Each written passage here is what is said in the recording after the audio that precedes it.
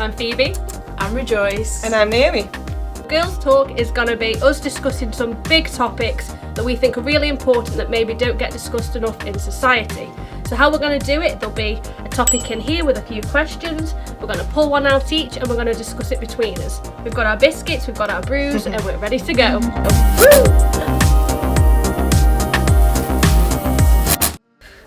What influenced you as a teenager and why? And has this changed now? There's quite a few going on there. Ooh. For me, it was Caroline Flack. I just saw pictures of her in certain outfits that I wanted to wear. She had this gorgeous body, the hair and everything.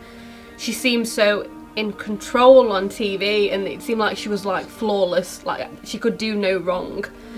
And then obviously with recent reports of things that have happened with her and stuff, and with her mental health and everything, you kind of think, I can't believe I ever wanted to be someone else because everyone else has got troubles. And I kind of thought, she looks like she hasn't got any troubles. I mean, she looks gorgeous. She's got all this fame and all this money. How could she possibly have any problems? And I think now looking back, it's sort of like, I'm just okay being myself. I don't know why I ever wanted to be someone else. You try and latch on to whoever you can's identity and want to be like them. Because I remember, like, when I was a young child, I used to watch a lot of That's So Raven. I was like, I want to be like That's So Raven. But the funny thing is, a part of her identity was that she kind of did not care about what other people thought of her in a way as well. So yeah, I think very much like when you are younger, you're just so influenced by whoever it is that you look up to, your role models. And I think you always have this desire to, like growing up, to have a role model. And so everybody will always try and pick someone or something and try and live up to that. Selena Gomez, I bought clothes the same as her, like tried to copy my makeup and hair like her. And then obviously with the recent, news about her, things like her kidney transplant and, she's going through a lot of mental health issues, and you see things from the surface but you don't see what's inside and what's going behind closed doors.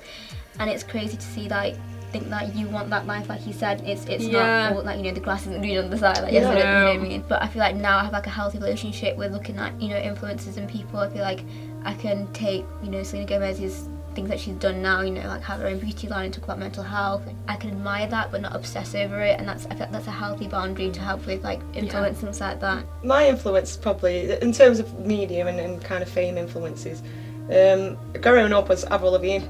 When she did Girlfriend, she started wearing loads of pop punk, and that was a big influence because I was wearing like ripped jeans and stuff like that, and like chains down like in skating. But then it got to a point where she was wearing pink, and I was like, I don't want to wear pink. It's silly, isn't it? It's just like one colour's just like completely ruined it. I think my parents really and my family have influenced me a lot in terms of who I am as well. Parents do influence you, but it does change a lot. They kind of teach you who you should be.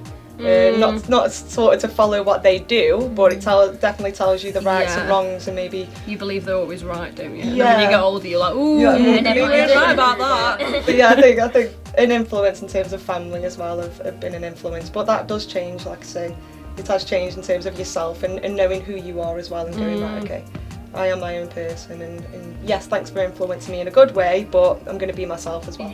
Is social media good or bad influence? If bad, how can we better it? I think it can be good when it's used in a good way and when it's used in a healthy way. It's one of those things like money, for example. Money can be good or money can be bad. Alcohol can be good or alcohol everything can in be moderation, bad. isn't it? Yeah. But social media is very rarely in moderation because it's such an addictive thing. Yeah, there's a lot of bad out there, isn't there? But you've kind of got to filter it out as much as you'd filter out bad energy in your life. You've got to do the same on your phone, because you spend that much time on your phone, suddenly you're kind of thinking, I've had this and I was really excited about having this technology, and then now I've got it, I'm thinking, I kind of want a book. You want to revert back, don't you, because you think this doesn't feel wholesome anymore. I just feel like I'm being controlled by my phone. As you get older, you just value your free time because you have like a working schedule and things like that. You don't have much time in the day to do things you enjoy, nap or cook or meet friends, things like that. It's more enjoyable. But when you're a teenager, when your life revolves around social media and also being that outside of school as well, I feel like it's very unhealthy to kind of hone in that only. Try to put a timer on your phone, limit screen time, because it's not always healthy, it's not always the best thing.